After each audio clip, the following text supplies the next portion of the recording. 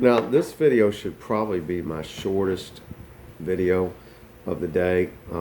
Again, I'm recording these not, for my daughters, maybe people I might date, my shareholders, not as much this video for them, but people can understand, and myself, for my personal accountability, my goals and objectives, I can look back at 65 and say, where do I set from the goals of which I set for myself? I'd like to be married, but I'm starting to believe I probably won't be. I hope I'm wrong. I'm not giving up, but I'm going to quit looking.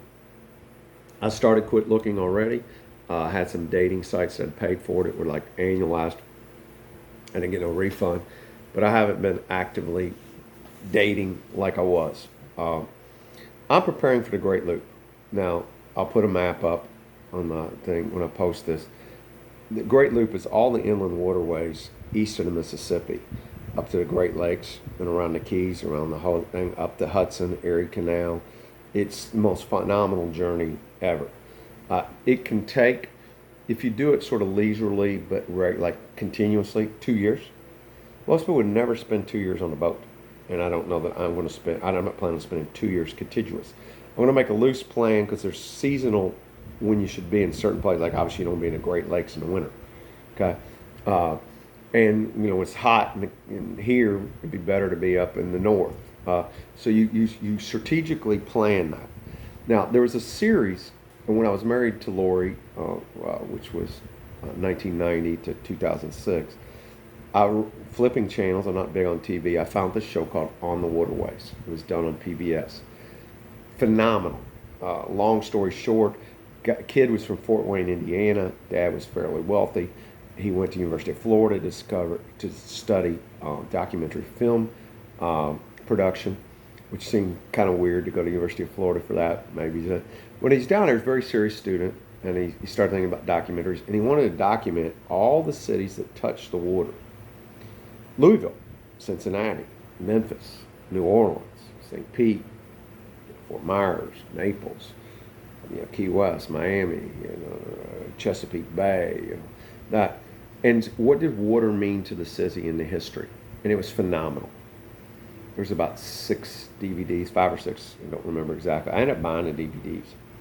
But I remember, and this is nothing but compliment to Lori, I asked her to watch it. She watched it. She's like, what do you want me to see? Are you saying we're going to go on a retire and go on a boat journey? I said, well, life is 2 people, and I'm just throwing this at you to think about it. She goes, well, we'll think about it later. When I was married to Shelley, she took it a little more serious, and because she was a comptroller, she wanted to figure out how to pay for it. She didn't want our money, only our money.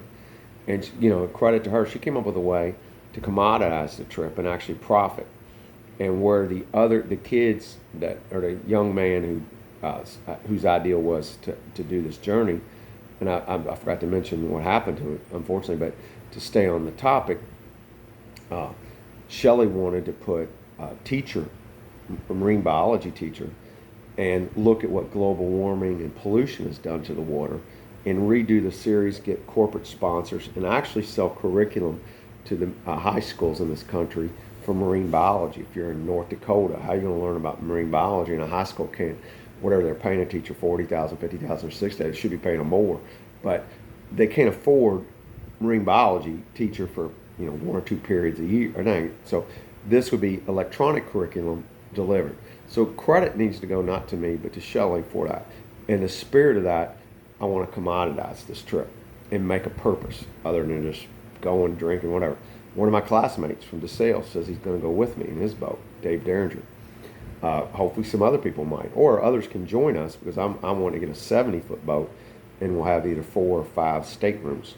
And but back to on the waterways, the kid went to his dad and said, I want to buy a 60-foot trawler. Now, I had a 50-foot, 3 bedrooms, 3 bath.